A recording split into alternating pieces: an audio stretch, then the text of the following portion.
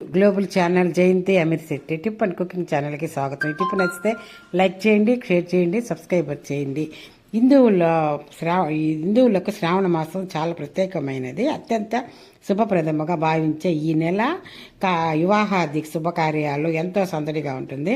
శ్రావణ మాసం అంతా పవిత్రమైనది.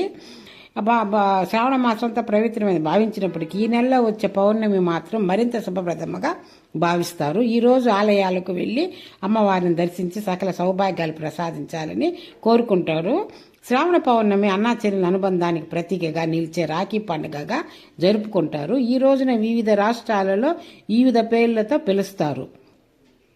మామూలు కజిలి పౌర్ణమిను మధ్యప్రదేశ్, ఛత్తీస్గఢ్, ఉత్తరప్రదేశ్ రాష్ట్రాల్లో జరుపుకుంటారు. దీన్ని కజిలి పౌర్ణమి, కజ్జ పౌర్ణమి అని కూడా పిలుస్తారు. శ్రావణ మాసంలో వచ్చే పౌర్ణమి నాడే దీన్ని జరుపుకుంటారు.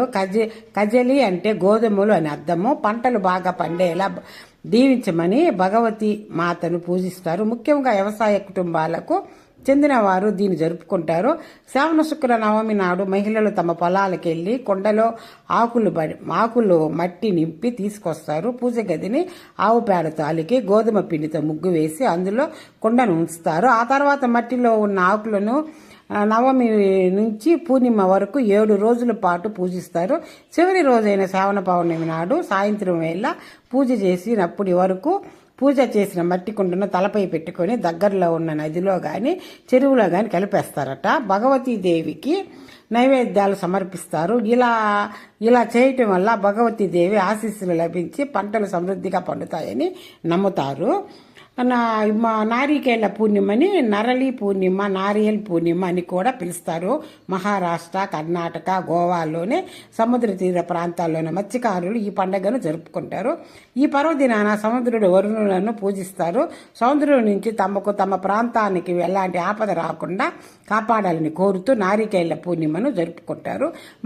మరో విధంగా చెప్పాలంటే తమకు బతుకు తెరువు కల్పిస్తున్న ప్రకృతి తల్లికి పరమిల్లే పండగ ఇది. మత్స్యకారుల సముద్రం ఒడ్డున సముద్రానికి కొబ్బరికాయలు సమర్పిస్తారు. పూజ అనంతరము ఆనందంగా అలంకరించిన తమ పడవలపై సముద్రంలోకి వెళ్లి కాసేపు తిరిగి వచ్చేస్తారు. ఆ తర్వాత పాటలు పాడుతూ నృత్యాలు చేస్తూ ఉత్సాహంగా గడుపుతారు. ఈ రోజంతా కొబ్బరితో తయారు చేసిన వంటకాలను మాత్రమే తింటారు. కొబ్బరికాయకు కూడా శివుని మాదిరిగానే 3 కళ్ళుంటాయని విశ్వసిస్తారు. అందుకే కొన్ని ప్రాంతాలలో నారికేళ్ల పౌర్ణిమ నాడు శివునిని పూజిస్తారు.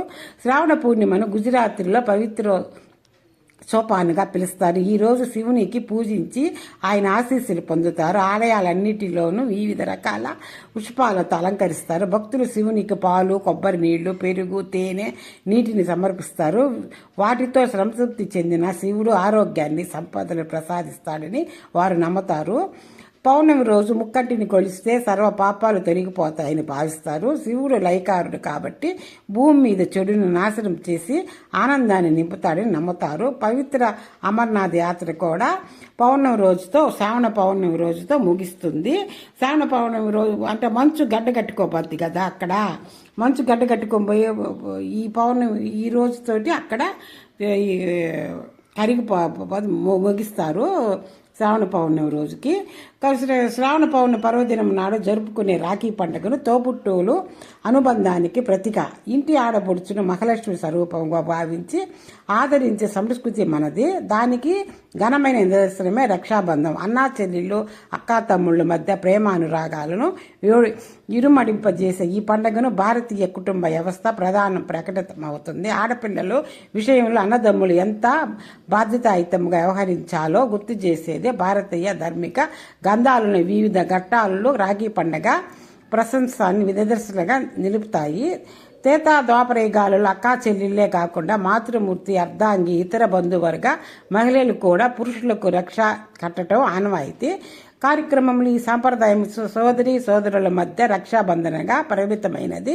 రక్షాధారణలో ఈ జగద్దాక్షకుడి రక్షణ దాగి ఉంటుందని సనాతన ధర్మము ఘోషిస్తుంది. ఓ మారు దేవేంద్రుడు రాక్షసులపై యుద్ధానికి సన్నిద్ధమవుతుంటాడు. అప్పుడు ఆయన అర్ధాంగి సచీదేవి శ్రీ మహావిష్ణువుని పూజించి భర్తకు అభయాన్ని ప్రసాదించారు.